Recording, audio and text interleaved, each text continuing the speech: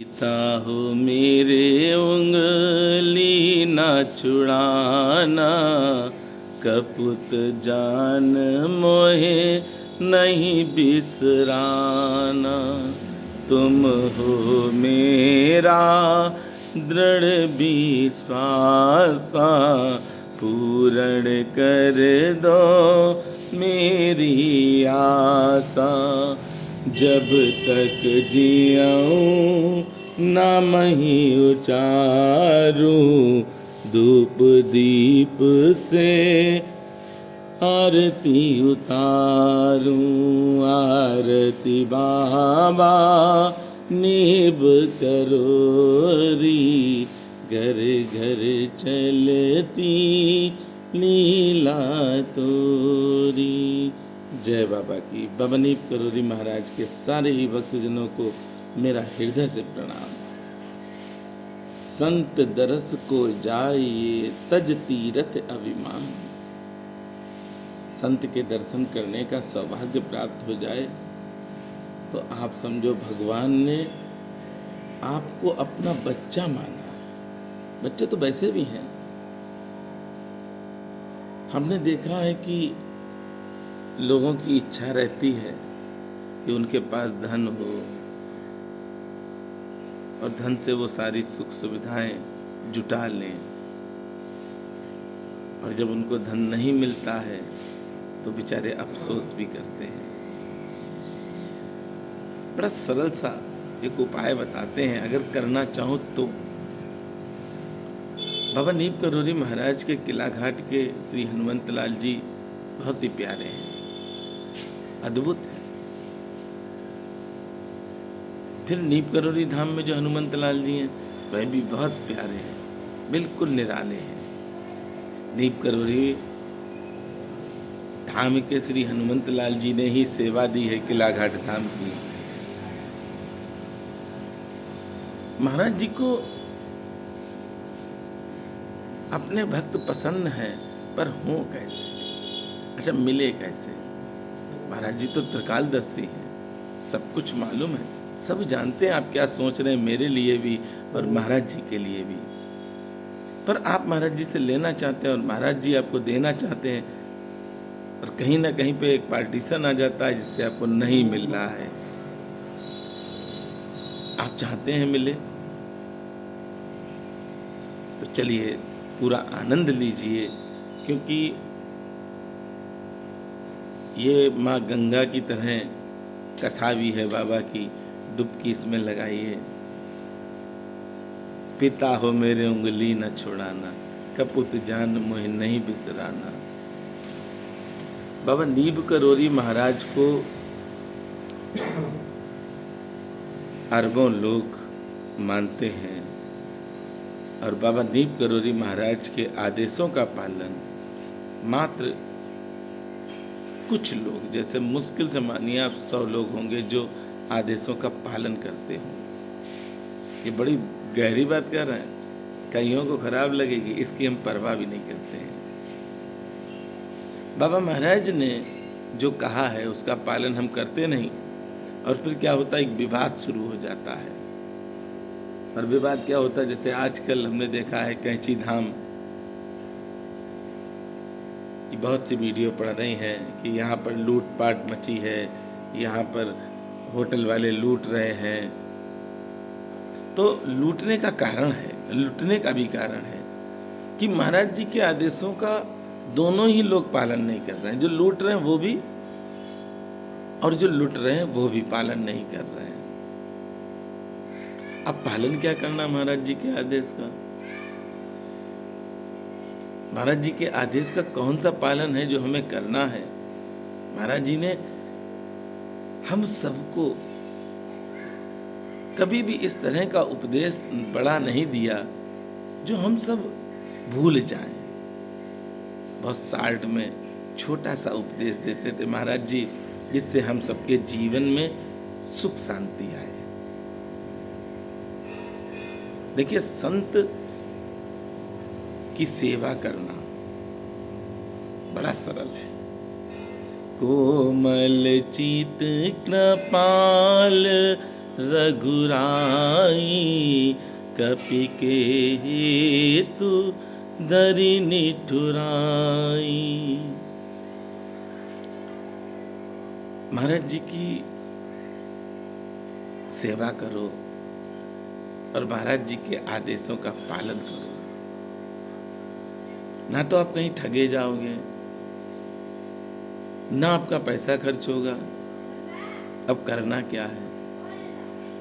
एक उत्सुकता तो रहती है, वीडियो तो बहुत डाल चुके हैं, डालते ही रहते हैं, बताते ही रहते हैं। कलियुग केवल नाम आधारा, सुमिर सुमिर नर उतरहि पारा। कलयुग में बाबा ने और रामचरितमानस में गोस्वामी तुलसीदास जी ने हम सबको मंत्र दिया है।